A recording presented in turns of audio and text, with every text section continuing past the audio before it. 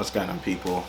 This video you're gonna watch is just me talking about a whole bunch of upgrades, and you're gonna join me in the future and the past in this video, because when I first filmed it, it was probably about a month ago or so. Time really does go by really fast, and since then I've done more upgrades to my car, which those that pay attention to the community post would have seen my post about it. But ultimately I wanted to explain the timeline and why I'm doing these upgrades.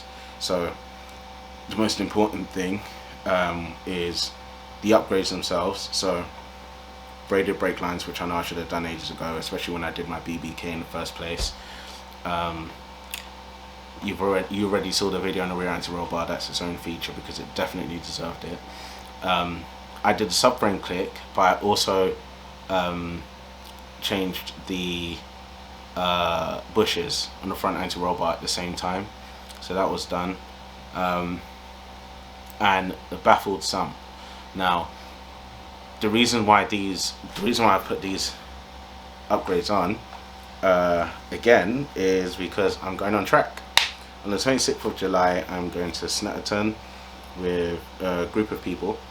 And real big shout out to Laura. I'm sure you'll see her on the channel at some point. She was really cool, and like she's been helping me throughout the whole process. So yeah, and depending on how this day goes will influence. Actually, no, let me not speak too much, right? But let me just say I've got plans. So with that being said, I decided to do upgrades. The baffled sump, which is the only one I haven't spoken about. The front bushes for the front anti-roll bar really and truly is for feel. I will eventually fully polybush that car.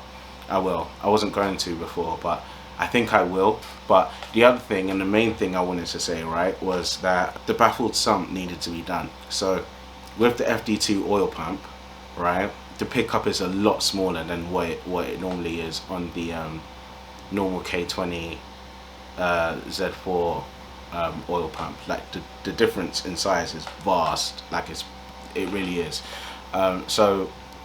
What some people do, which I've read online, is usually if you go into a track day, especially where you're changing corners quite drastically, in order to avoid oil starvation, you just overfill your oil basically. And it's always good to keep your oil topped up anyway, regardless, I've been told. Still, with that, the pickup is so small, I didn't want to risk it. And ultimately, I mean, a baffled sump in there is just worth having. So I got the clockwise one, right, which is the one that everyone swears by. And the way it works is when you change direction, should you be changing direction aggressively, the let me just call them barriers. But basically, like, the barriers work to close in the oil, and it cages all around the pickup for the oil pump. You'll see it with the overlays and the shots I've done. I'm probably doing a bad way of explaining it, but basically it's just to protect the engine. It's safe proofing. I'm good. I'm ready to go. I'm just so excited. So excited. I even ended up buying like a proper GoPro to try and capture the day as much as I possibly can. So that'll be a lot of POV filming. And yeah.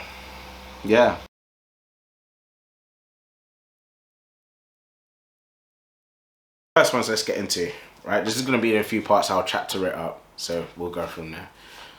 Braided brake lines. Now, the reason why I didn't do it at first when I installed my brakes is because I spent a lot of money just procuring that kit in the first place, and I was told that it's not actually that, it isn't necessary to do it at the same time as I was doing the calipers. I would say it is, because I'd been using the brakes at basically what kind of capacity, if I had to put it into measurements. Say for example, I'm using the big brake calipers at 70 or 60%, right? I still notice that it's still a vast upgrade to the standard brakes, like 100%, it's not even close. But then you've also got, like, you can't feel much of the brake. You just know you're braking it, if that makes sense. I don't know how to describe it. The braided brake lines increase the feel of the actual brakes, and it just makes you feel a lot more secure and more like what the brakes are doing. I know it might sound like I'm just speaking gibberish or whatever right now, but I'm trying to articulate myself in the best way possible. The braided brake lines just make it basically allows you to brake a lot more efficiently, and you feel exactly what the pads are doing with the discs all through your pedal. It's great. It is great. When I first was driving back from Honda HQ, I did think, I don't really notice it much, to be fair, because they did a brake flash and everything like that as well. I don't really notice it, but then like after a while, especially when I was really like pushing, I was like, okay, yeah, nah, this is the truth, 100%. So yeah, if you have the option or you have the money or you're able to find decent second-hand braided lines, because I know there are people that buy them second-hand, and truth be told, if they were a good setup in the color that I wanted, then I would have got them second-hand. Let me not lie about that. Braided brake lines, awesome, short and quick and easy. Yeah, the other upgrades, let me talk about them visually. The GP splitter, you know about the GP splitter. Like if you're into FN2s, basically gets rid of that honeycomb nonsense at the back. I don't like it, especially when you're cleaning it. I feel like you gotta spend an extra like 5 minutes just rinsing soap from the honeycomb. No, I'm not about it. GP splitter's got the canards in the back. It protrudes a little bit more from the standard splitter. It just looks ace. Like it really looks really good. But then to top it off, because I'm single exit, Ben from R3 Labs on Instagram, his details are in the description. He makes a great perfect fitting blanking plate over whichever triangle you don't have the exhaust exiting from. So there are some people, I know of 2 people that have single exit exhaust that don't run out from the back left of the car, they run out from the right of the car. If you wanted a blanking plate for the back left, you can get that, you can request it. If you want it from the back right, you can request it. He even now does custom logo prints on the actual cap itself as well now. So if you wanted that, you could do that. His communication, his updates, even like proactive updates, not even me chasing it, because I was in no rush to get it, especially considering I didn't have the GP kit on for a long time. He's just awesome. And then it was painted as well. Like there's a lot more developments that's going on into it just to make it even more of a better product. Not to say that it's not a good one now. I have it on mine. I've had it on mine for a while, and I've been driving hard with my car. It's not going anywhere. It's solid in place. It's awesome. Like it's great, and it looks, the best praise I can give it is it looks OEM. Like it looks like an option from factory. Do you know what I mean? So yeah, big shout out to him. Like he's great.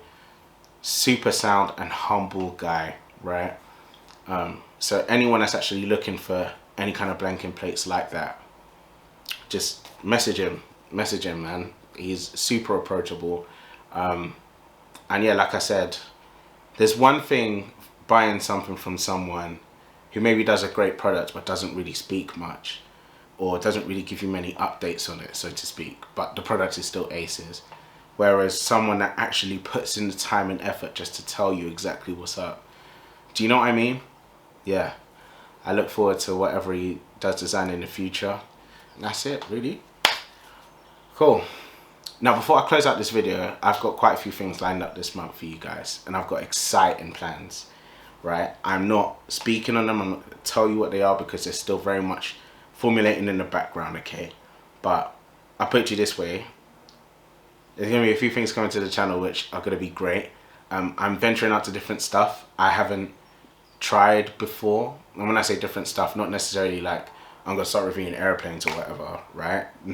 Nothing crazy like that, but just basically trying different angles and whatnot. So whatever feedback I get back, I don't care if you're slating me or whatnot, just be respectful, right? I'm not sensitive, but at the same time, if you're rude, right? Just tell me if you like it or not, or you know, things that could do better.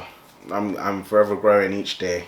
So yeah, and I appreciate all of you guys that watch my videos, those that comment, especially those that email me or DM me on Instagram. The amount of people that I've got that just message me like saying like, I love your build and this and that, look, people say thank you, and I say thank you, and I say appreciation. I always say I appreciate it, right? And it might get to a point where I sound generic, but I genuinely mean it. I seriously mean it. It doesn't just go a long way. It's one of the main things that give me reasoning or fuel to keep pushing, right? So, yeah. Anyway, love, love, love, love, love. Enjoy your life, live it to the fullest, and yeah, I'll catch you later. Peace.